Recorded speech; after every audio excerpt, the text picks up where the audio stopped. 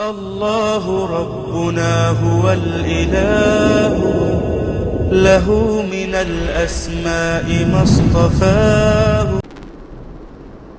الحمد لله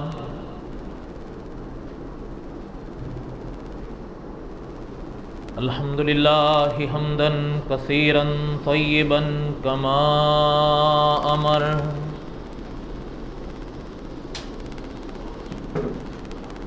وأشهد أن لا إله إلا الله وحده لا شريك له،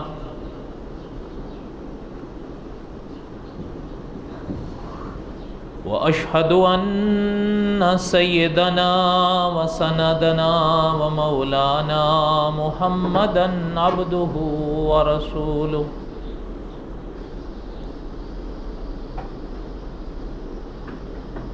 أما بعد، أعوذ بالله من الشيطان الرجيم، بسم الله الرحمن الرحيم.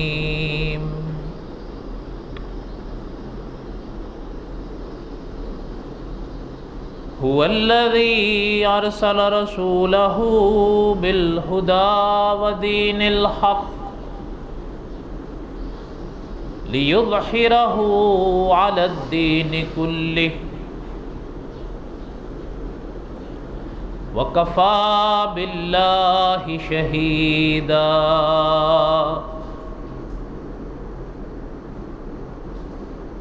محمد رسول الله والذين معه أشداء على الكفار رحماء بينهم،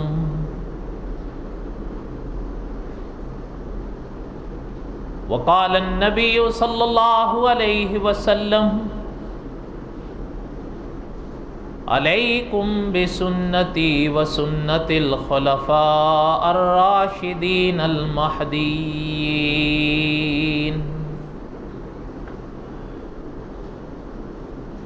صدق اللہ العظیم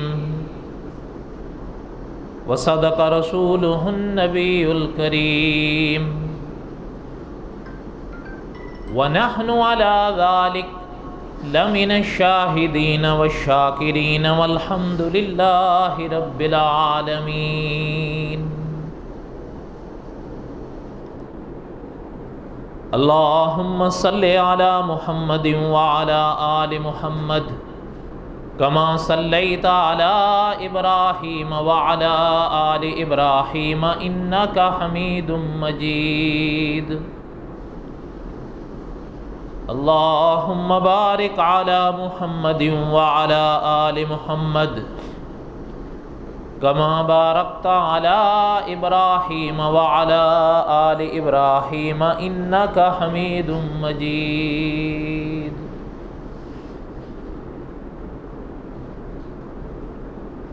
صدیق عکس حسن کمال محمد است،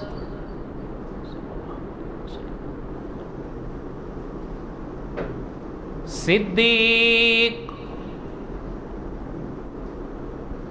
عکس حسن کمال محمد است،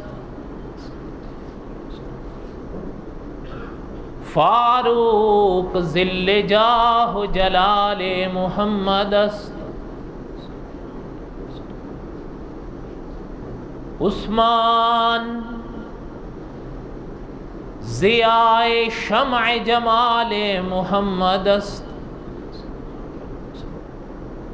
حیدر بہار باغ خصال محمد است. اسلام ما اطاعت خلفاء راشدین، ایمان ما محبت آل محمد است صلی اللہ علیہ وسلم.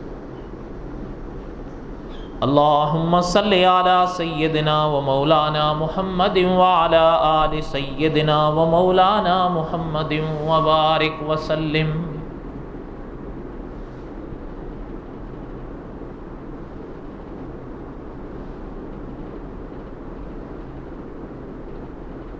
ساری تعریفیں اس خدا کے لیے جس نے یہ سارا جہاں بنایا،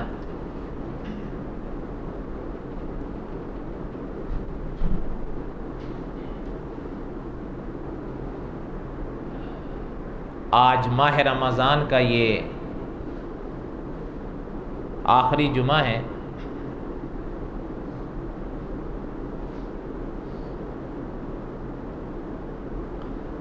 دعا کریں اللہ تعالیٰ پھر نصیب فرمائے۔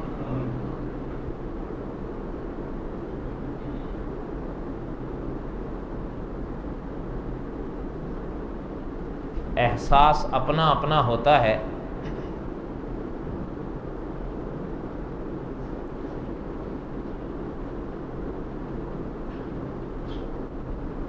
مجھے ایسا لگ رہا ہے جیسے ابھی کا موقع تھا جب میں شعبان کا آخری جمعہ پڑھا رہا تھا،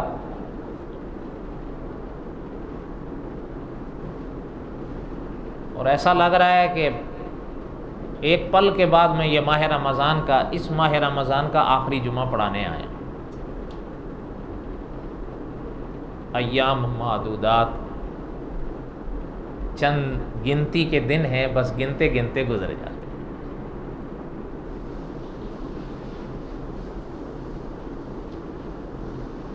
دعا کریں کہ اللہ تعالیٰ قبول فرمائیں، اور دعا کریں کہ اللہ تعالیٰ امت کے حال پر رحم فرمائیں۔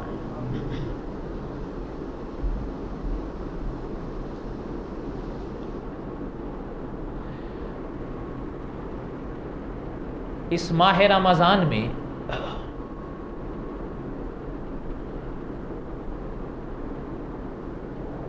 ہم نے حضرت علی رضی اللہ تعالی عنہ کے حوالے سے 3 جمعے پڑھے، بیان کیے۔ اسی پاک سلسلے کی یہ 4تھی قسط ہے، اور یقیناً یہ موضوع ادھورا رہے گا۔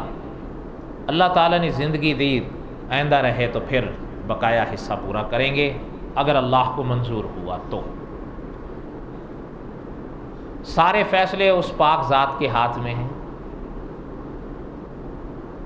مولانا نور الحسن بخاری رحمۃ اللہ علیہ فرمایا کرتے تھے کہ ہم کیا ہیں کہ کوئی کام ہم سے ہوگا، کیا فائدہ فکر بیش و کم سے ہوگا، جو کچھ ہوا ہے کرم سے اس کے، جو کچھ ہوگا اس کے کرم سے ہوگا۔ اللہ کو منظور ہوا تو بقیہ حصہ حضرت علی کرم اللہ وجہ آئندہ پڑھیں گے جب اللہ کو منظور ہوگا۔ بہرحال آج اس کی ایک 4تھی قسط ہم کریں گے جتنا وقت نے اجازت دی۔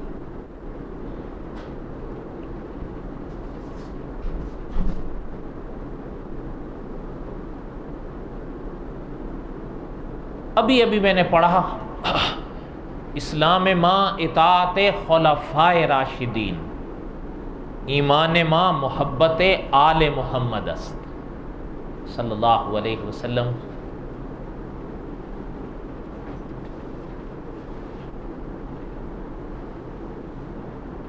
مولانا نور الحسن بخاری رحمۃ اللہ علیہ ہمارے ملک میں ایک عالم گزرے ہیں،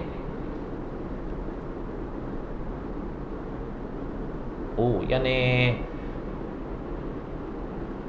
پیچھے پلٹ کے دیکھیں تو شاید کم و بیش 45 سال گزر گئے۔ حضرت نے اپنی زندگی میں ایک کتاب لکھی تھی، وہ تقریباً اب نایاب ہے، ملتی نہیں ہے۔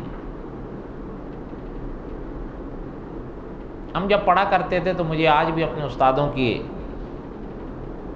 جملے یاد ہیں، وہ کہا کرتے تھے کہ ہم نے مولانا نور الحسن بخاری رحمۃ اللہ علیہ کی یہ کتاب پڑھ کر صحابہ کو سمجھا ہے کہ صحابہ کیا تھے۔ دعا کریں اللہ تعالیٰ کسی اہل خیر کو پھر توفیق دیں کہ وہ اس پرانی کتاب کو پھر منظر عام پر لائیں۔ وہ چھوٹی موٹی کتاب بھی نہیں، 600 صفحات پہ پھیلی ہوئی ہے۔ اس کا نام ہے الاصحاب فی الکتاب۔ کیا نام ہے؟ الاصحاب فی الکتاب۔ ایسی کتاب ہے، میں خیر تعریف تو میں نے ایک جملے میں کر دی، جو کتاب صحابہ کا مقام سمجھا دے، اس سے بڑھ کر اور کیا تعریف ہو۔ اور اس کتاب کی ابتدا میں حضرت نے مقررین سے، حضرت نے واعظین سے التجا کی ہے کہ اگر کبھی موقع ہو تو جمعے کے جہاں بیانات کرتے ہو تو میری اس کتاب کے کچھ پنوں کو بھی اپنی آواز دے دیا کر۔ بہرحال کہنے کا مقصد کیا تھا کہ یہ جو میں نے پڑھا نا، اسلام ما اطاعت خلفائے راشدین، یہ الاصحاب فی الکتاب کا پہلا صفحہ ہے۔ ایمان ما محبت آل محمد است، زبان کون سی ہے یہ؟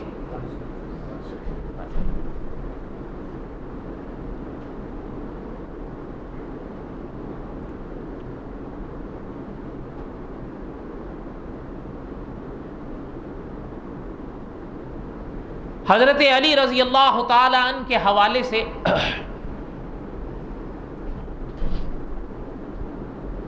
ہم کچھ سبق پڑھ رہے تھے۔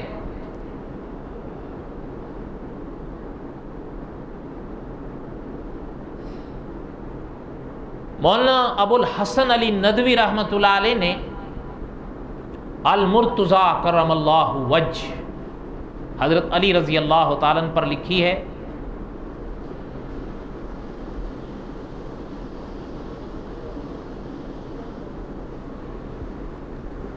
ہم یہاں تک پہنچے تھے گزشتہ جمعہ، آپ میں سے جو حضرات اس جمعے میں تھے ان کو یاد ہوگا کہ ہم پہنچے تھے جب آپ صلی اللہ علیہ وسلم مکے والوں کے کچھ لوگوں کی امانتیں حضرت علی رضی اللہ تعالی عنہ کے سپرد کر کر مدینہ طیبہ تشریف لائے، ہجرت فرمائی، اور پھر حضرت علی رضی اللہ تعالی عنہ بھی بعد میں پہنچے۔ یہاں تک ہم نے پڑھا تھا، اور حضرت علی رضی اللہ تعالیٰ عنہ کو جب آپ صلی اللہ علیہ وسلم نے دیکھا تو سینے سے لگایا، وہ سب آپ سن چکے ہیں، یاد ہے؟ اب یہاں سے اگلا حصہ سنیں۔ اب یہاں کے بعد مولانا ابو الحسن علی ندوی رحمۃ اللہ علیہ نے باب قائم کیا ہے المرتضیٰ کرم اللہ وجہ کا، اور اس باب کا نام حضرت نے رکھا حضرت علی مدینہ میں۔ حضرت علی رضی اللہ تعالیٰ مدینہ تشریف لائے۔ جو لوگ مکہ مکرمہ سے ہجرت فرما کر مدینہ آئے، دھیان میری طرف رہے، جو لوگ ہجرت فرما کر مدینہ طیبہ آئے اور جو لوگ مدینہ طیبہ میں پہلے سے موجود تھے، جو انصار کہلائے، آپ صلی اللہ علیہ وسلم نے، اب غور کریے گا، مکہ مکرمہ سے جو آئے وہ تو تقریباً سب اپنا چھوڑ چھاڑ کر آئے، لیکن مدینہ طیبہ میں جو انصار تھے وہ تو بہرحال الحمدللہ اپنے ٹھکانے پر تھے، مدینہ میں رہتے تھے وہ، لیکن مکہ مکرمہ سے جو مہاجرین تشریف لائے تھے، آپ تو پتہ ہے وہ تو بے گھر ہو گئے تھے۔ جب وہاں آئے تو آپ صلی اللہ علیہ وسلم نے مہاجرین اور انصار میں مواخات کو قائم فرمایا۔ کیا قائم فرمایا؟ یہ لفظ ادا کرو ذرا، آسان کر دیں اگر تو، بھائی چارہ۔ کیا؟ بھائی چارہ۔ ایک مہاجر اور ایک انصار، ایک انصار ایک مہاجر، ان دونوں کے درمیان میں آپ صلی اللہ علیہ وسلم نے بھائی چارہ قائم فرمایا کہ انصار سے فرمایا کہ یہ مکہ مکرمہ سے خدا کے لیے جو اپنا وطن چھوڑ کر آپ کے ہاں تشریف لائے ہیں، اب یہ آپ کے بھائی ہیں۔ سمجھ آئی؟ یہ بھائی چارگی۔ اچھا، اور یقین کیجئے کہ علماء نے لکھا ہے کہ آپ صلی اللہ علیہ وسلم نے جو مہاجرین کو انصار کا بھائی بنایا، تو ذرا انصار کا اخلاق بھی دیکھیں کہ انصار نے پھر جو اخلاق اور جو وعدہ نبھایا ہے وہ اپنی مثال آپ ہے کہ انصار جب قریب آئے کسی مہاجر کے جن سے حضور نے ان کو بھائی بنایا، تو انصار نے مہاجر سے فرمایا کہ بھئی بات یہ ہے، سنو کہ آپ صلی اللہ علیہ وسلم نے آپ کو میرا بھائی قرار دیا ہے، اور بعض کے تو الفاظ سیرت کی کتابوں میں یہ بھی ملتے ہیں کہ انہوں نے کہا اگر میرے ماں باپ کا کوئی بیٹا ہے تو وہ میرا بھائی ہے، یہ تو اپنی جگہ ہے، لیکن کسی جگہ پر اگر سوال اٹھے تو اٹھ سکتا ہے کہ کیا واقعتاً وہ میرا بھائی ہے یا نہیں، لیکن جن کو اللہ کے رسول نے میرا بھائی قرار دیا ہے ان کے میرے بھائی ہونے میں کوئی شبہ ہی نہیں ہے۔ فرمایا پھر بات یہ ہے کہ میرے 2 باغ ہیں، اب جب بھائی ہیں تو اب ایک آپ کا ہے ایک میرا ہے۔ اچھا، کسی کے اگر 2 گھر تھے نا تو انہوں نے فرمایا کہ جب حضور نے آپ کو میرا بھائی بنایا ہے تو اب بھائی چارگی کا عالم تو پھر یہی ہے، وہ ایک گھر اب میرا ہے دوسرا آپ کا ہے۔ صرف زبانی بات نہیں تھی جو عام طور پر ہمارے ہاں کا ماحول ہے، بلکہ اب تو خیر غیروں سے کیا، اب تو اپنوں کے مشکل سے کوئی ہوتا ہے، یہ وہ سب آپ مجھ سے بہتر جانتے ہیں۔ مجھے ایک چھوٹی سی بات یاد آئی، اگر سننا چاہیں تو۔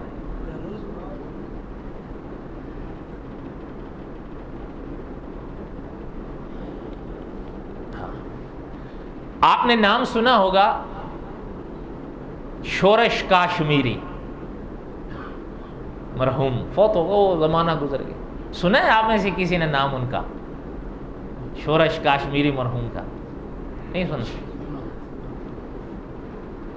یعنی بڑے ادیب، یعنی قلم تو ان کا جو چلتا تھا نا، جنہوں نے ان کے مضامین پڑھے، اور زبان میں بھی جو ان کی کاٹ تھی، جو انداز تھا، بہرحال وہ شورش کا حصہ تھا مرحوم رحمۃ اللہ علیہ۔ جو بات آپ کو سنایا جا رہا تھا، اس دور میں پاکستان میں بڑا مشہور کردار رہا ذوالفقار علی بھٹو۔ میں خیر سیاست کے حوالے سے بات نہیں کر رہا ہوں، بس ایک اس وقت، یہ اس زمانے کی بات ہے جب یہ غالباً ممبر آف پارلیمنٹ تھے، بہت پرانے دور کی بات ہے۔ شورش مرحوم کے ساتھ کچھ اختلاف آ گیا، اور کوئی نہ اجنبی بات نہیں ہے، ہو جاتا ہے سیاست میں کبھی، لیکن پھر شورش کے قلم کا جواب دینا بھی ہر ایک کے بس کا کام نہیں تھا۔ اچھا، شاید شورش مرحوم کے لیے کچھ سختی کا ارادہ کیا گیا، تو ان سے کہا گیا کہ بھئی دیکھیں، بات یہ ہے کہ یہ تو کم و بیش 9 سال جیل کاٹا ہے انگریز کے دور میں، یہ اگر ان کے آگے نہیں جھکا نا تو یہ یہاں بھی نہیں جھکے گا۔ نہیں سمجھ آئی بات آپ کو؟ ہمارے ویسے اگر ہند اور پاکستان کی آپ تاریخ اٹھائیں، ایسے ایسے لوگ گزرے ہیں، انسان حیران ہو جاتا ہے۔ میں دیکھیں، میں ایک بات کہوں، آپ بھی تھکے ہوئے ہیں اور میں بھی تھکا ہوں، میں نے آج کرنی ہے آپ سے باتیں، موضوع اپنی جگہ ہوتا رہے گا۔ مجھے ایک اور یاد آئے، آپ نے شاید ان کا بھی نام سنا ہو، غلام نبی جانباز مرحوم۔ یہ سید عطا اللہ شاہ بخاری رحمۃ اللہ علیہ کے کاروان کے تھے۔ خیر میں اب ان کی کہانی نہیں سناتا، میں دوسری طرف نکل جاؤں گا۔ بڑے ایک یعنی لطیفہ سنج انسان تھے، کیا بتاؤں آپ کو۔ ایک دن مکی صاحب نے ہمیں یہ بات سنائی کہ کعبے کے سامنے بیٹھے ہوئے تھے، دعا کر رہے، کعبہ دیکھ رہے تھے، وہاں بیٹھے ہوئے تھے، اور کعبے کو دیکھنا بھی ثواب ہے نا۔ تو وہاں ایک صاحب آئے، وہ بیٹھے، ساتھ میں ان کو جگہ ملی یا کوئی، وہ بیٹھ کے وہ دعا مانگنے لگے۔ کوئی صاحب تھے، مسافر ہوں گے، تھے ہمارے ملک کے، وہ دعا کرنے لگے کہ یا اللہ مجھے ایمان دے دے، یا اللہ مجھے ایمان دے دے، یا اللہ مجھے ایمان دے دے۔ اچھا، اس بیچارے کو کیا پتا تھا کہ میرے ساتھ کیا بلا بیٹھی ہوئی ہے؟ وہ تو اپنا جانباز مرحوم تھے نا۔ تھوڑی دیر تو خیر جانباز مرحوم نے برداشت کیا، لیکن جب برداشت سے باہر ہو گئی تو ہاتھ اٹھا لیے، کہنے لگے اللہ میاں مجھے ایک گھر دے دیں، اللہ میاں مجھے ایک گاڑی دے دیں، اللہ میاں آپ بوڑھا ہو چکا ہوں، ہو سکے ایک بیوی بھی دے دیں۔ اچھا، اس دعا کی جب وہ گردان کی نا تو اس کو غصہ آ گیا۔ تھوڑی دیر تو اس نے برداشت کی، اس نے ہاتھ چھوڑ دیا، کہا کیا بول رہے ہو، کبھی گھر مانگتے ہو، کبھی گاڑی مانگتے ہو، کبھی بیوی مانگتے ہو، کیا مانگ رہے ہو؟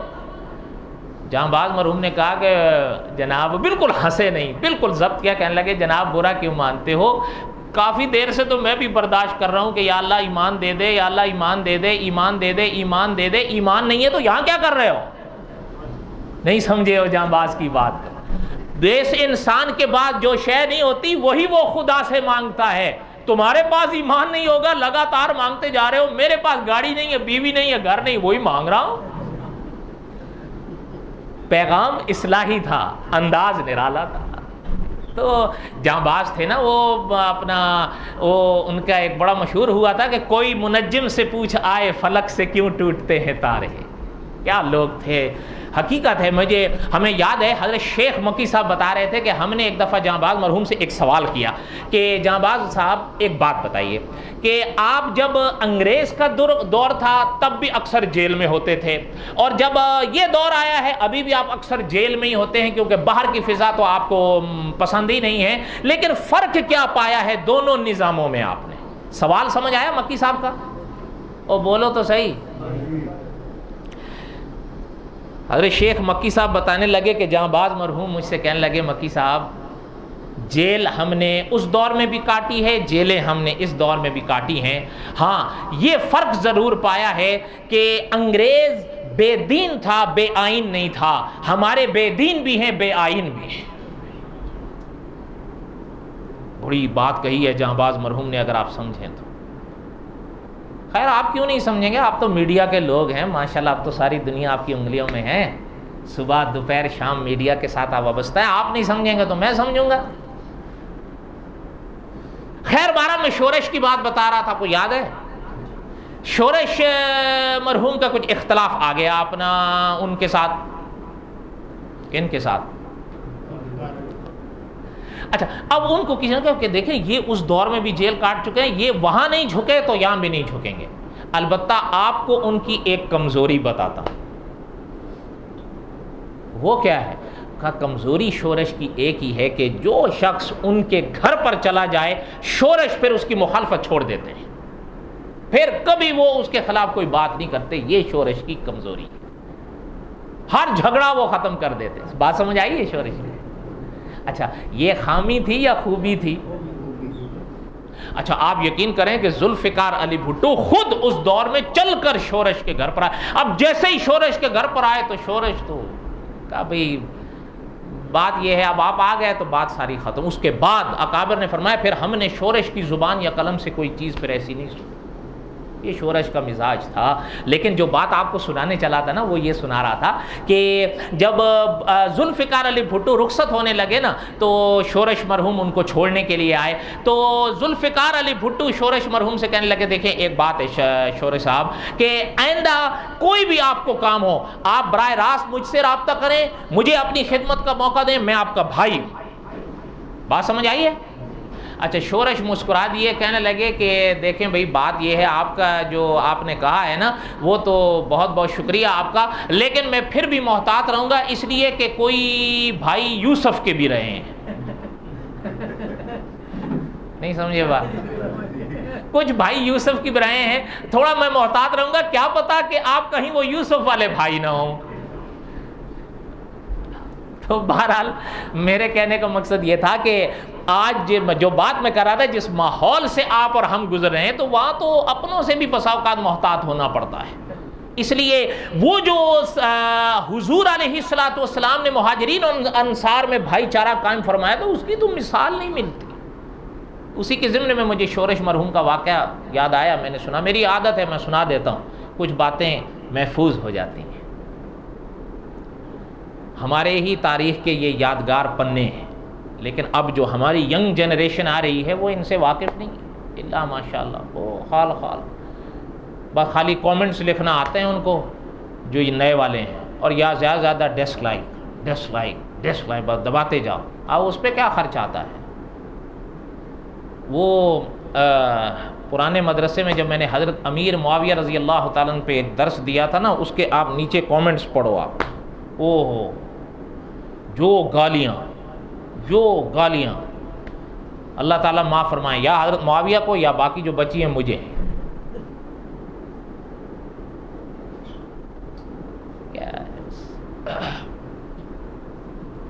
حالانکہ ہمیں نہیں زیب دیتا کہ ہم ان بڑوں کے اچھے اور برے کو تولیں، آپ مانو یا نہ مانو۔ میں ایک بات آپ کو حضرت علی کی سناؤں رضی اللہ تعالیٰ، بات ہی حضرت علی کی ہو رہی ہے، میں وہ سناؤں آپ کو۔ حضرت علی رضی اللہ تعالیٰ نے ایک دن غصے میں آئے لیکن ہنس دیے. تو کسی نے کہا بھی حضرت آپ چہرے پر جلال کے بھی اثر ہنس رہے ہیں. فرمایا بھی بات یہ ہے کہ اب تو جن کو ہم سے اختلاف ہے نا وہ بھی ہمارے علم کے قائل ہو رہے ہیں. بھئی بات کیا ہے؟ بات یہ تھی کہ حضرت امیر معاویہ رضی اللہ تعالیٰ نے خط لکھا تھا حضرت علی کو اور ایک مسئلہ پوچھا تھا حضرت علی سے. اچھا اب میں آپ سے پوچھتا ہوں کہ مدرس حرم نے دعوت فکر دی ہے کہ اگر حضرت امیر معاویہ رضی اللہ تعالیٰ کے دل میں حضرت علی کی عظمت نہ ہوتی تو مسئلہ حضرت علی سے پوچھتے. خود حضرت امیر معاویہ مجتہد صحابی تھے. ہاں اختلاف آیا اس میں کوئی شک نہیں ہے، وہ اپنی جگہ ہے، لیکن ہمیں زیب نہیں دیتا کہ ہم ان بڑوں کے اچھے اور برے کو تولنے لگ جائیں اور خود ایک جج اور قاضی بن کے بیٹھ جائیں. نہیں، اس لیے کہ رضی اللہ عنہم جن سے اللہ راضی ہو گیا. میں آپ سے پوچھتا ہوں کوئی بات باقی رہ گئی ہے؟ اور کیوں آپ بھولتے ہیں کہ علامہ ابن تیمیہ رحمۃ اللہ علیہ نے لکھا ہے کہ اللہ جن سے راضی ہوتا ہے وہ عبد العباد راضی ہوتا ہے. یہ نہیں ہے کہ اللہ آج راضی ہو اور کل ناراض ہو جائے نا. اس لیے کہ اللہ تو وہ ذات ہے جو عالم ما یکون ہے، عالم ما کانا وما یکون ہے. جو ہو گیا وہ بھی جانتی ہے، جو ہوگا وہ بھی جانتی ہے.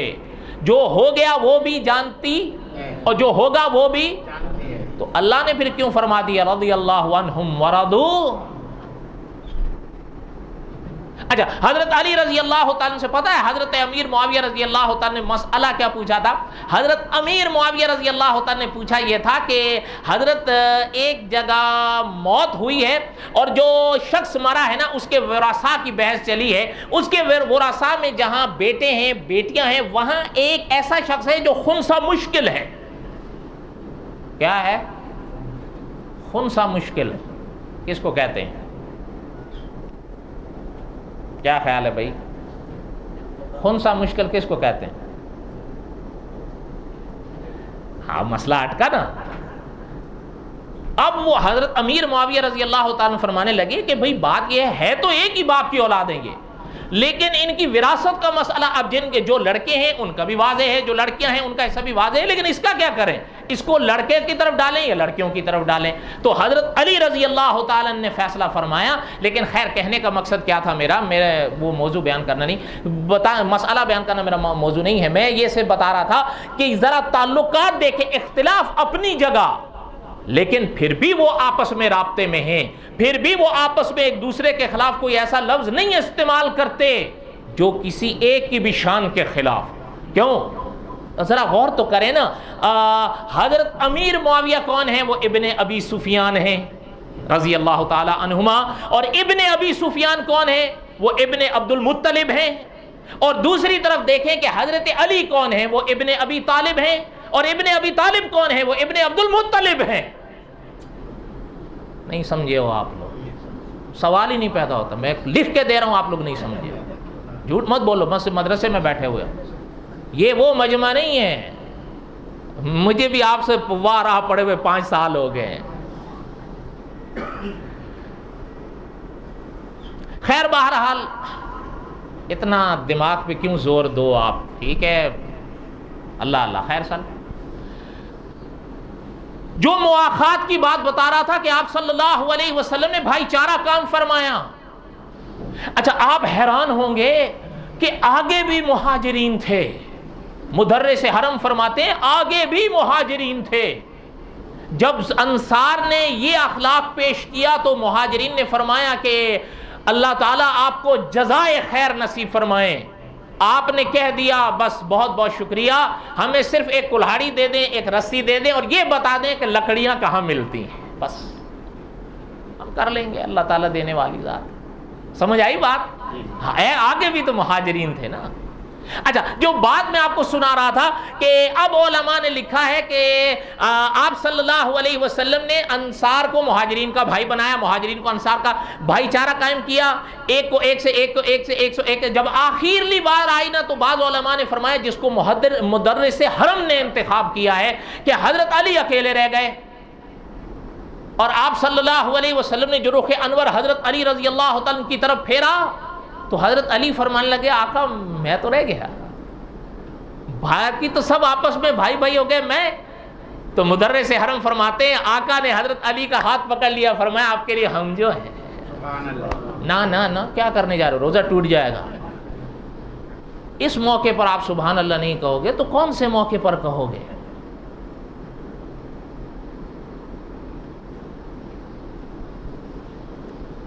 بعض علماء نے یہ تحقیق پیش کی ہے کہ آپ صلی اللہ علیہ وسلم نے حضرت ابن حنیف رضی اللہ تعالی عنہ کا بھائی بنایا تھا حضرت علی کو رضی اللہ تعالیٰ عنہ، بہرحال تسلیم کرنا پڑتا ہے۔ امام ترمذی رحمۃ اللہ علیہ نے تو حضرت علی رضی اللہ تعالیٰ عنہ اور آپ صلی اللہ علیہ وسلم کا ہی بھائی چارہ تسلیم فرمایا۔ کنہوں نے؟ امام ترمذی نے رحمۃ اللہ علیہ۔ اور ایک اور بھی بات ہے کہ شاہ ولی اللہ رحمۃ اللہ علیہ نے بھی اسی قول کو ترجیح دی ہے، اور مدرس حرم نے بھی اسی کا انتخاب فرمایا کہ آپ صلی اللہ علیہ وسلم نے حضرت علی کا ہاتھ پکڑا تھا۔ تو بہرحال دعا کریں کہ اللہ تعالی ہمیں تمام صحابہ سے محبت نصیب فرمائیں۔ اس کے بعد مولانا ابو الحسن علی ندوی رحمۃ اللہ علیہ نے اگلا حصہ قائم فرمایا ہے، اور وہ ہے حضرت علی کرم اللہ وجہ کا شادی کا۔ مولانا ابو الحسن علی ندوی رحمۃ اللہ علیہ کا تو فرمان یہ ہے کہ اس وقت حضرت علی رضی اللہ تعالیٰ عنہ کی عمر لگ بھگ کم و بیش 20-21 کی ہو گئی تھی، کچھ کم یا کچھ زیادہ، کم و بیش سے ہی ادا کر دیتے ہیں 20-21۔ آپ صلی اللہ علیہ وسلم کے گھر میں سیدہ فاطمہ تھی رضی اللہ تعالیٰ عنہ، اور ان کی عمر مولانا ابو الحسن علی ندوی رحمۃ اللہ علیہ نے لکھا ہے کہ اس وقت 15 سال 5 ماہ تھی۔ حضرت علی رضی اللہ تعالی عنہ کے دل میں ایک خیال آیا۔ علماء نے لکھا ہے کہ جب حضرت فاطمہ رضی اللہ تعالی عنہا آپ صلی اللہ علیہ وسلم کے گھر میں، آپ کو پتہ ہے بیٹی تھی حضور کی، جب اس مرحلے تک پہنچنے لگیں تو شادی کے پیغامات آنے لگے آپ صلی اللہ علیہ وسلم کے گھر میں، لیکن حضور صلی اللہ علیہ وسلم نے کئی پیغامات سنے، لیکن کسی کے آگے بھی حضور نے اظہار نہیں فرمایا، خاموش رہے۔ بعض علماء نے اس کا یہ معنی بھی کیا ہے کہ اصل میں آپ صلی اللہ علیہ وسلم نے کوئی نکاح جو خود کیا ہو یا اپنی بیٹیوں کا کیا ہو تب تک نہیں کیا کرایا جب تک اللہ نے نہیں بتایا۔ آپ صلی اللہ علیہ وسلم خاموش رہے، آتا تھا رشتہ لیکن حضور خاموش رہتے تھے۔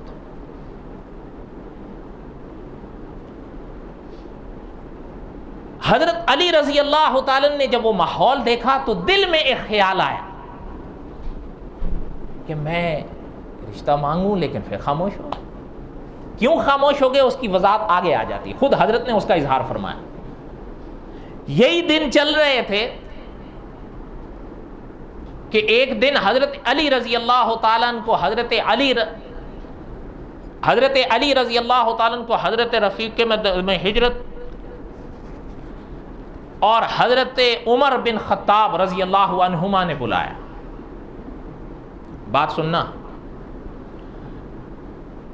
حضرت علی رضی اللہ تعالیٰ سے حضرت ابو بکر صدیق نے فرمایا کہ آپ دیکھ رہے ہیں کہ آپ صلی اللہ علیہ وسلم کے گھر میں حضرت فاطمہ رضی اللہ تعالی عنہا کے لیے پیغامات آ رہے ہیں۔ حضرت علی خاموش، کچھ بولے نہیں۔ آپ دیکھ رہے ہیں؟ فرمایا جی ہاں۔ تو کہنے لگے کہ ہمارا دل یہ ہے کہ آپ حضرت فاطمہ کو اپنے لیے مانگیں، آپ کیوں نہیں مانگتے؟ اب حضرت علی رضی اللہ تعالیٰ نے جو بات حضرت ابو بکر صدیق سے کہی، اچھا یہ چیز سنیے گا، اس محفل میں ان دو حضرات کا ذکر ملتا ہے، حضرت ابو بکر صدیق کا اور حضرت عمر بن خطاب کا۔ حضرت عثمان ابھی وہاں پر نہیں ذکر میں ملتے، حضرت عثمان، لیکن خلفائے راشدین کتنے ہیں؟ حضرت ابو بکر صدیق ہیں، حضرت عمر ہیں، اور تیسرے اب سنیے گا، حضرت ابو بکر صدیق اور حضرت عمر نے فرمایا آپ کیوں نہیں مانگتے؟ حضرت علی نے فرمایا کہ کس بنا پر مانگوں، میرے پاس کچھ ہے ہی نہیں۔ آخر ظاہری طور پر کوئی شے ہوتی ہے گھر بسانے کے لیے، میرے پاس تو کچھ بھی نہیں ہے، میری تو کفالت آپ صلی اللہ علیہ وسلم نے کی، میں ہمت نہیں جٹا پا رہا مانگ۔ حضرت ابو بکر صدیق اور حضرت عمر بن خطاب رضی اللہ تعالی عنہما نے بہرحال سمجھایا کہ آپ مانگیں، مانگنے میں کیا حرج ہے، آپ بات تو کریں نا۔ اب آپ صلی اللہ علیہ وسلم کا جو آپ کو پتہ ہے روب کوئی ایسی بات تو نہیں ہے، اور پھر رشتہ مانگنا کوئی، بہرحال حضرت ابو بکر صدیق اور حضرت عمر بن خطاب رضی اللہ تعالی عنہما کے کہنے پر اور اپنے دل کی تمنا پر حضرت علی رضی اللہ تعالی نے ہمت سے کام لیا اور آقا صلی اللہ علیہ وسلم کے پاس آئے۔ حضور نے دیکھا صلی اللہ علیہ وسلم کہ علی آئے ہیں، کبھی کبھی چہرے کے آثار بتا دیتے ہیں کہ سامنے والا کسی بات سے آیا ہے، ایسا ہی ہے یا نہیں؟ کوئی بات آپ لوگوں کو بھی سمجھ میں آ رہی ہے یا نہیں آ رہی ہے؟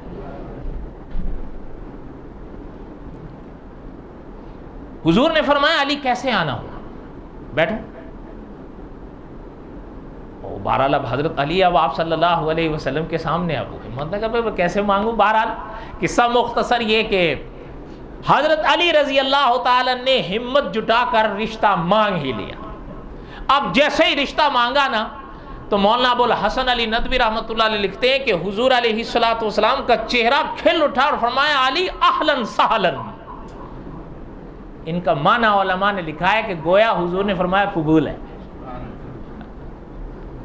اور آپ نے نام سنا ہوگا مولانا محمد ضیاء القاسمی رحمۃ اللہ علیہ، وہ خطیب پاکستان، حضرت فرمایا کرتے تھے یہ موقع گویا کہ ہماری اور آپ کی ملکی اصطلاح میں منگنی کا تھا۔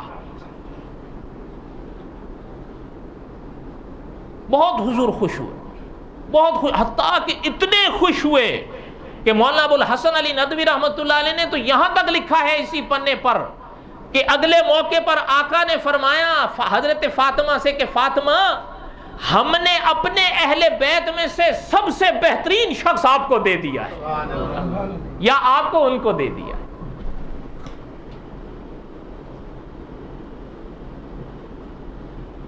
اچھا، اب جب وقفہ گزرا تو آقا صلی اللہ علیہ وسلم نے بلایا۔ شادی میں بڑے 4 مرحلے ہوتے ہیں، آپ مجھے بتاؤ کیا کیا ہوتے ہیں؟ بتاؤ بھائی، جو مجھے بتائے گا $10 انعام دوں گا، یا آپ لوگوں کو میں بتاتا ہوں $100 انعام لوں گا۔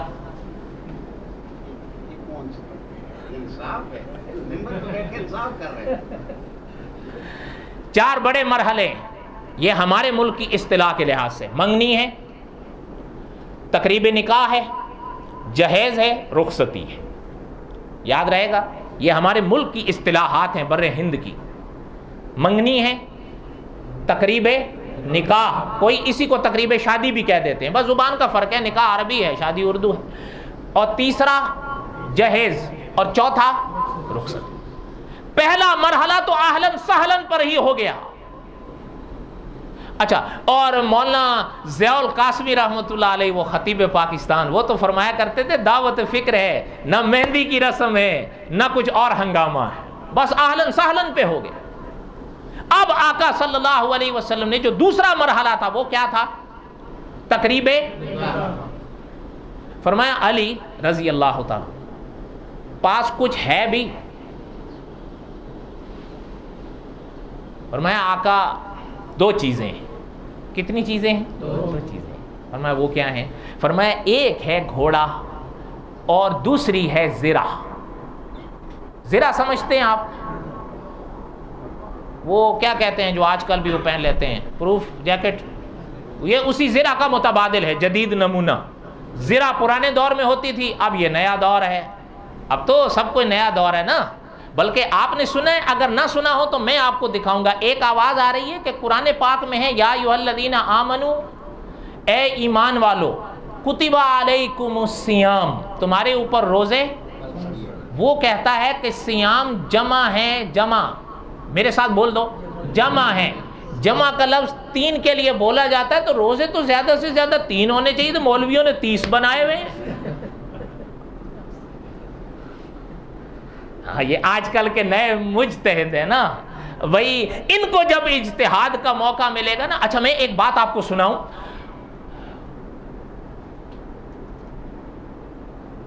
میں ہوں پرانے دور کا،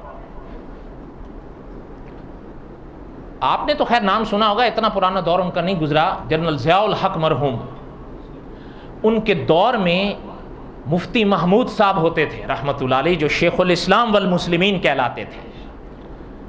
ایک دفعہ اجتہاد کانفرنس ہوئی تھی، یہ آپ کی معلومات کے لیے عرض کر رہا ہوں، شاید آپ کو پتہ بھی ہو، غالباً اسلام آباد میں. کون سی کانفرنس ہوئی تھی؟ بڑے بڑے لوگ آئے وہاں پر، مفتی محمود صاحب بھی آئے رحمۃ اللہ علیہ. میں آپ حیران ہوں گے، یہ شہید ختم نبوت مولانا یوسف لدھیانوی رحمۃ اللہ علیہ نے لکھا ہے، جب مفتی محمود صاحب رحمۃ اللہ علیہ کھڑے ہوئے تو انہوں نے ایک بڑی عجیب بات کہی. جو پہلی لائن میں لوگ بیٹھے ہوئے تھے، کرسیاں لگی تھی، بہت لوگ بیٹھے تھے، تو انہوں نے اجتہاد پر باتیں کرنی تھی یا اپنے اپنے مقالے مقولے پیش کرنے تھے. آپ یقین کیجئے کہ مولانا یوسف لدھیانوی رحمۃ اللہ علیہ نے لکھا ہے کہ مفتی محمود صاحب رحمۃ اللہ علیہ نے یوں کیا اور یوں انگلی چلاتے چلاتے چلاتے چلاتے آخر تک لے گئے. کہنے لگے جناب، جن کو اجتہاد پر بات کرنے کے لیے بلایا گیا ہے، میری گزارش ہے پہلے انہیں ناظرہ قرآن تو پڑھا دو. بولنا نہیں ہوا. خدا کے بندو، یار ایسا مجمع میں نے نہیں دیکھا. یقین کریں بنی اسرائیل نے خود اپنی معلومات پر اتنا عمل نہیں کیا ہوگا جتنا یہ کرتے ہیں. میرے خیال میں بنی اسرائیل کا ہی قافلہ جا رہا تھا، بس آپ لوگ پیچھے رہ گئے ہو. برا نہیں ماننا. یا تو آپ لوگوں کو باتیں سمجھ میں نہیں آتی ہیں. ویسے مجھے سچی بات، اجتہاد کس کو کہتے ہیں؟ ہاں، تبھی تو آپ لوگ آگے سے بول نہیں پاتے. جب آپ لوگوں کو اجتہاد ہی پتہ نہیں ہے تو کیا سمجھ میں آئے گا بھئی اجتہاد کانفرنس کیا تھی اور انہوں نے کس بات پر بات. یہ بھی صحیح ہے، جب سمجھ ہی نہیں آئے تو بولیں گے کیا.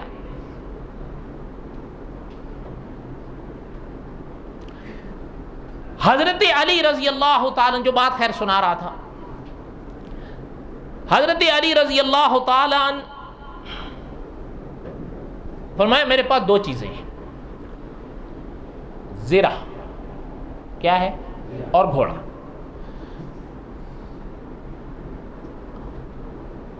حضور صلی اللہ علیہ وسلم نے فرمایا کہ گھوڑا جہاد میں کام آئے گا. گھوڑا نہ بیچیں، زرہ بیچ دیں، آپ کو اس کا عوض مل جائے گا، کام آ جائے. حضور کی بات سمجھ میں آئی ہے؟ حضرت علی رضی اللہ تعالی نے وہ زرہ لی اور چل دی.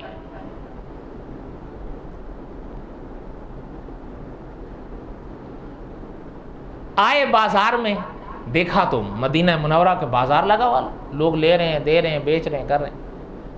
ایک کونے میں کھڑے ہو گئے زرہ پکڑ کے. خیر دیکھنے والے بھی سمجھ سکتے تھے کہ کوئی جو صاحب کھڑے ہیں وہ زرہ بیچنے کے لیے کھڑے ہیں.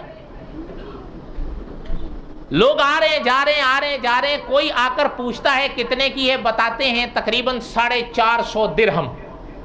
کتنی؟ 450 درہم. کوئی قیمت پوچھ کے چلا جاتا ہے، کوئی خالی پوچھ کے چلا جاتا ہے کیوں کھڑے ہیں. اتنے میں مولانا ضیاء القاسمی رحمۃ اللہ علیہ اور علماء نے بھی لکھا ہے کہ دھوپ جیسے جیسے تیز ہونے لگی، حضرت عثمان اس طرف آ نکلے. پتہ ہے حضرت عثمان تو آج لوگ لکھ رہے ہیں کتابوں میں، لیکن ہم تو حیران ہیں کہ صحابہ کے خلاف لوگ کیسے بولتے ہیں. حالانکہ علماء نے لکھا ہے کہ آپ صلی اللہ علیہ وسلم جب بھی حضرت عثمان کی طرف دیکھتے تھے بڑی پیار کی نظر سے دیکھتے. آج لوگ لکھتے ہیں کہ انہوں نے اقربا پروری کی تھی، یہ کیا تھا، وہ کیا تھا. مجھے ایک نے لکھا میں نے حضرت عثمان پر یا انبیاء پر کوئی بیان کیا تھا، تو اس میں ضمن میں ایک شخص کی بات آئی، تو وہ جس شخص کی میں نے بات کی تھی، نام تو خیر میں نے نہیں لیا، لیکن وہ ممکن ہے کہ اس کو برا لگ گیا ہو، کوئی سمجھ تو گیا ہوگا کہ میرے گورو کی بات ہو رہی ہے، میرے حضرت کی بات ہو رہی ہے، واللہ عالم، مجھے پورا پس منظر بھی یاد نہیں۔ اتنا مجھے یاد ہے کہ اس نے مجھے لکھا تھا تیری اوقات کیا ہے ہماری حضرت کے سامنے۔ میں نے اس کو لکھا تھا میری تو کوئی اوقات نہیں ہوگی تیرے حضرت کے آگے، لیکن تیرے حضرت کی کیا اوقات ہے حضرت عثمان کے آگے۔ اس کے بعد وہ گل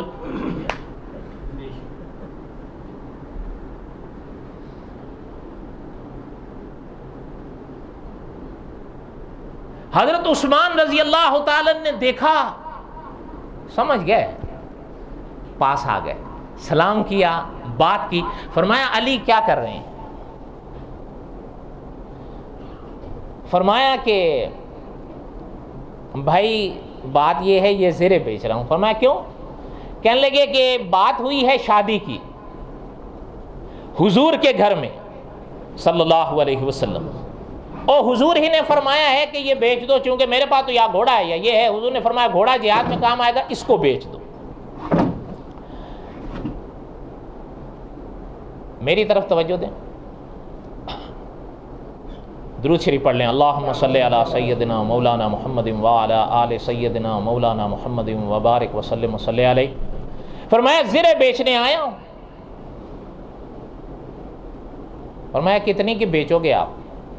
کہنے لگے میں نے 450 درہم طے کیا ہے، اخراجات ہیں، ضرورتیں ہیں، اس سے کم تو نہیں بیچوں گا۔ فرمایا اچھا ایسا کریں مجھے دے دیں، میں خریدتا ہوں 450 میں۔ حضرت عثمان نے خرید لی، کتنے میں؟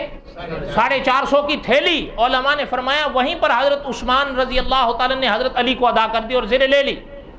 فرمایا ٹھیک۔ حضرت علی بڑے خوش ہوئے کہ بھئی بات بن گئی، جس مقصد کے لیے آئے تھے۔ اب چلنے لگے، حضرت فرماتے ہیں جیسے ہی وہاں سے گزرے تو حضرت عثمان نے یہ بازو پکڑ لیا۔ فرمایا ذرا سا روکی۔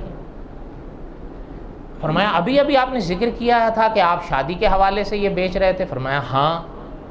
تو فرمایا دیکھیں اب یہ رقم تو آپ کی ہو گئی، یہ زرے میری ہو گئی۔ کہنے لگے جی ہاں۔ کہنے لگے اب ایسا کرو، حضرت عثمان کہنے لگے اب یہی زرے میری طرف سے تحفہ لے جاؤ۔ آپ حیران ہوں گے، اب حضرت علی رضی اللہ تعالیٰ کا چہرہ تو دمک اٹھا۔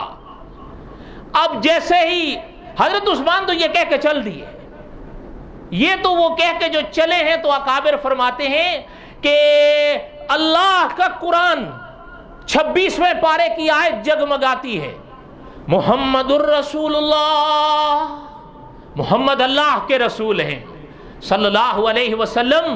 اور پتہ ہے جناب قاسمی صاحب رحمت اللہ علیہ نے فرمایا کہ محمد الرسول اللہ یہ دعویٰ ہے خدا کا کہ محمد اللہ کے رسول ہیں، لیکن یہ دنیا کی عدالتیں گواہ طلب کرتی ہیں، تو اللہ نے آگے فرمایا ہے والذین مَعَهُ أَشِدَّاءُ عَلَى الْكُفَّارِ، دنیا والوں محمد میرے رسول ہیں، گواہ دیکھنے ہیں میرے محمد کے صحابہ کو دیکھو صلی اللہ علیہ وسلم، حضور کی نبوت کے گواہ صحابہ ہیں۔ ہم اسی لیے لڑتے ہیں، صحابہ کو کچھ نہ کہو، اگر صحابہ پر جرح کرو گے پیغمبر کی نبوت پہ جرح جائے گی۔ میں غلط کہہ رہا ہوں؟ کوئی باتیں آپ کو بھی سمجھ میں آ رہی ہیں؟ فرمایا محمد الرسول اللہ، حضرت قاسمی صاحب کے الفاظ لے رہا ہوں، والذین معه اشداء علی الکفار، وہ کافروں پر بڑے سخت تھے۔ اللہ جی پھر آپس کا معاملہ، فرمایا رحماء بینہم، آپس میں تو ایسے مہربان تھے کہ حضرت عثمان نے حضرت علی کو زرہ دی اور یہ کہہ کر دی کہ علی جب آپ یہ زرہ پہن کر میدان جہاد میں آؤ گے، تلوار رحمان کی ہوگی، آپ کے سینے پہ زرہ عثمان کی ہوگی۔ اب آگے سنیں، جب حضرت علی رضی اللہ تعالیٰ عنہ وہ لے کر آئے آقا صلی اللہ علیہ وسلم کے پاس، وہ 450 درہم رکھ دیے۔ اب دیکھا کہ زرہ بھی ہاتھ میں ہے اور اپنا زرہ بھی ہاتھ میں، فرمایا علی یہ؟ فرمایا بیٹھ گئے حضرت علی. فرمایا آقا بات یہ ہوئی ہے، میں آپ کے حکم کے مطابق لے کر گیا زرہ بیچنے کے لیے. جب میں وہاں بیچنے کے لیے کھڑا ہوا نا تو کئی لوگ آئے، وہ پوچھ رہے تھے کتنی کی ہے، میں قیمت بتا رہا تھا، وہ جا رہے تھے. اتنے میں دیکھا تو حضرت عثمان آ گئے. حضرت عثمان نے مجھ سے پوچھا کتنی کی ہے، میں نے کہا اتنے کی ہے. انہوں نے درہم بھی ادا کیے، زرے بھی لے لی. جب میں چلنے لگا تو میرا ہاتھ یہاں سے پکڑ کر مجھے یہ کہہ کر یہ زرے دی ہے کہ اب یہ میری طرف سے تحفہ لے جاؤ، یہ شادی کا تحفہ ہے. آپ یقین کیجئے مولانا ضیاء القاسمی رحمۃ اللہ علیہ خطبات قاسمی کی پہلی جلد میں ملا باقر مجلسی، یہ شیعہ مورخ گزرے ہیں، ان کے الفاظ سے لکھا ہے کہ جب آقا نے یہ الفاظ سنے تو حضور نے ہاتھ اٹھا کے فرمایا فدعا لہ بخیر، کہ اللہ عثمان نے میرے گھر کی لاج رکھی ہے، تو عثمان کے گھر کی لاج. اب آئے نا خلفائے راشدین. اب حضرت علی رضی اللہ تعالی عنہ نے جب وہ اپنا ادا کی رقم حضور کو دی، حضور کے پاس لائے. اب آقا صلی اللہ علیہ وسلم نے حضرت ابو بکر صدیق رضی اللہ تعالی عنہ کو بلایا. اور آخری 5 منٹ میں لیتا ہوں تاکہ یہ باب پورا ہو جائے. اجازت ہے؟ چھٹی ہے جمعے کی؟ جمعے حضرت ابو بکر صدیق کو بلا. قصہ مختصر کریں. فرمایا کہ تقریب نکاح ہے، اب آپ نے یہ رقم لے لو اور چیزیں لے آؤ. اچھا، حضرت ابو بکر صدیق رضی اللہ تعالیٰ نے جہیز کا انتظام کیا، جو چیزیں چاہیے ہوتی ہیں. اچھا، اب وہ بھی اکٹھا ہوا. علماء نے فرمایا کہ جو دوسرا مرحلہ ہوتا ہے نا تقریب نکاح، اب حضور نے جو قائم فرمائی، حضور نے صحابہ کو بھیجا، حضرت انس رضی اللہ تعالیٰ کو بھیجا صحابہ کے پاس کہ صحابہ کو بلا کر لا کہ علی اور فاطمہ کے نکاح کا موقع ہے. اچھا، پتہ ہے علماء نے لکھا ہے، مولانا ضیاء القاسمی رحمۃ اللہ علیہ نے بھی لیے یہ الفاظ، کہ ایک اصطلاح ہمارے ہاں استعمال ہوتی ہے نا، بارات ہوتی ہے نا، کتنے آدمیوں کو کہتے ہیں؟ کم از کم کتنے آدمی ہوں تو بارات بنتی ہے؟ سوچ لو. مولانا ضیاء القاسمی رحمۃ اللہ علیہ لکھا ہے جب ہماری اصطلاح کے مطابق بارات کا موقع آیا تو تنہا حضرت علی کھڑے ہوئے تھے. حضور نے بٹھایا. اچھا، صحابہ بیٹھے، حضرت ابو بکر صدیق بیٹھے، حضرت عمر بیٹھے، حضرت عثمان بیٹھے، حضرت سعد بیٹھے. صحابہ یعنی نصیبہ دیکھیں آپ، یعنی صحابہ بیٹھے. اور پتہ ہے حضرت علی اور حضرت فاطمہ کے نکاح کا جو خطبہ تھا حضور نے خود پڑھا ہے. اور مولانا ضیاء القاسمی رحمۃ اللہ علیہ لکھتے ہیں کہ جب یہ موقع آیا نا، نکاح کے گواہ ہوتے ہیں یا نہیں؟ عند شاہدین مسلمین عاقلین بالغین، یعنی گواہ کا جو موقع آتا ہے تو علماء نے لکھا ہے کہ آقا نے فرمایا کہ ابو بکر عمر رضی اللہ عنہما، میں آپ لوگوں کی موجودگی میں فاطمہ کا نکاح علی سے کرتا ہوں رضی اللہ تعالی. اب حضرت علی اور حضرت فاطمہ کے نکاح کے پھر گواہ کون ہوئے؟ سوچ لیں، پہلے سوچیں پھر بتائیے گا. 2 نام میں نے آپ کو بتا دیے ہیں. اچھا، اب کوئی اگر حضرت علی اور حضرت ابو بکر اور حضرت عمر پر جرح کرتا ہے، نتیجہ آپ خود سوچ لیں کہ کیا یہ لوگ صحابہ کے صرف صحابہ کے دشمن ہیں یا یہ اہل بیت سے بھی ناراض ہیں؟ دعا کریں کہ اللہ تعالی ہمیں سمجھنے کی توفیق دے. اب جب یہ موقع آیا تو اب اچھا، پہلے بتایا نا میں نے، منگنی، تقریب نکاح، جہیز. اور جہیز میں علماء نے لکھا ہے آپ صلی اللہ علیہ وسلم نے چارپائی دی اپنی بیٹی کو، مشکیزہ دیا، اپنا چکی دی، بعد میں تکیہ اور گدے کا بھی ذکر کیا ہے، وہ جو کیا کہتے ہیں اس کو، گدیلا، اس طرح کا ذکر ملتا ہے کتابوں میں، یہ دیے. اور رخصتی کا جب وقت آیا تو امہات المؤمنین سے حضور نے فرمایا کہ آپ ان کو رخصت کریں.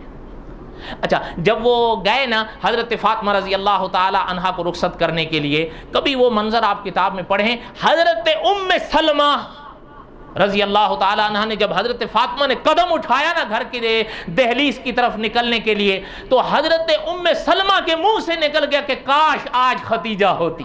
یہ کتابوں میں ہے، اور مورخ لکھتے ہیں کہ آپ صلی اللہ علیہ وسلم نے جب حضرت خدیجہ کا نام سنا تو حضور بھی رو دیے، اور حضور نے وہیں فرمایا کہ کیا بات کرتے ہو، خدیجہ جیسا نہ کوئی تھا نہ کوئی ہوگا، اس کا معنی۔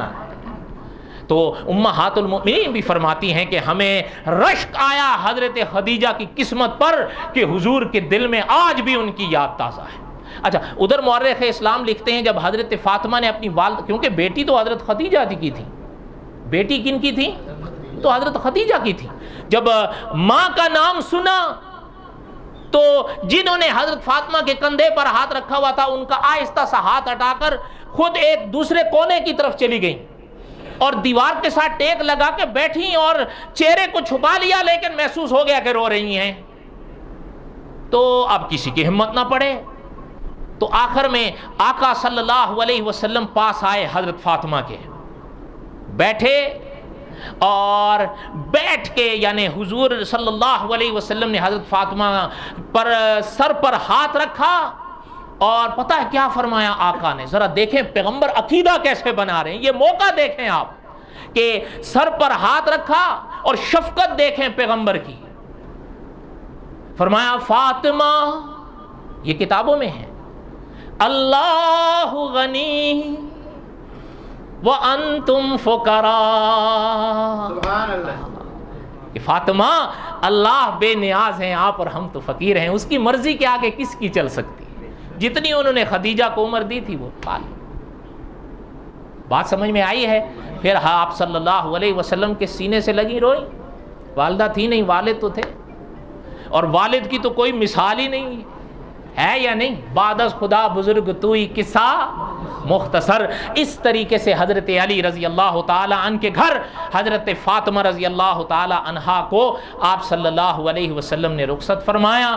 اب انشاءاللہ بقیہ تک قصہ حضرت علی کرم اللہ وجہ انشاءاللہ اگر آئندہ ماہ رمضان میں رہے تو اس کی بقایا قسط نمبر 5 ہم چلائیں گے۔ کوئی باتیں آپ کو سمجھ میں آئی ہیں یا نہیں سمجھ میں آئی ہیں؟